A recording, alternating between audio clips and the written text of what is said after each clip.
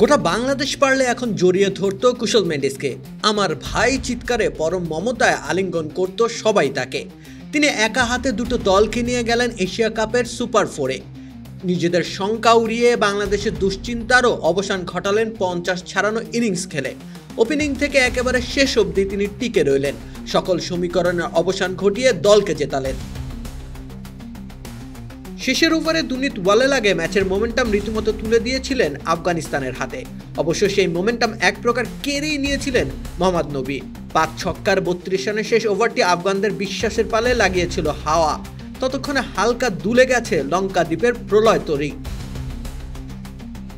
কিন্তু দক্ষ সেনানী হয়ে কুশল মেন্ডিস দাঁড়িয়ে গেলেন ঝড়ের মোকাবেলায়। দীর্ঘদিনের সঙ্গী পাথম নিসাঙ্কা ফিরে গেলেন দ্রুত, কিন্তু কুশল মেন্ডিস বনে গেলেন এভারেস্ট সম দৃঢ়তার অপর নাম। একটা প্রান্ত আগলে রাখলেন শ্রীলঙ্কার। এশিয়া কাপে তার ফর্মহীনতার শৃঙ্খল ভেঙে তিনি বেরিয়ে এলেন, তুলে নিলেন হাফ সেঞ্চুরি।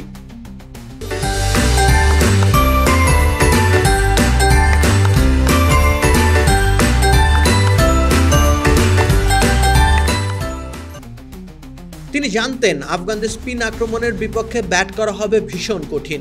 আবুধাবির উইকেটে যে কোনো নতুন ব্যাটার পড়তে পারেন মহা সমস্যায়। এ কারণেই কুশল অকারণে ঝুঁকি নিলেন না। হিসেব কষে সময়ের প্রয়োজন মেনে রান তুলেছেন ডানহাতি এই লঙ্কান ব্যাটার। তাতে করে তিনি একই সাথে বনে গেছেন দুই দেশের নায়ক।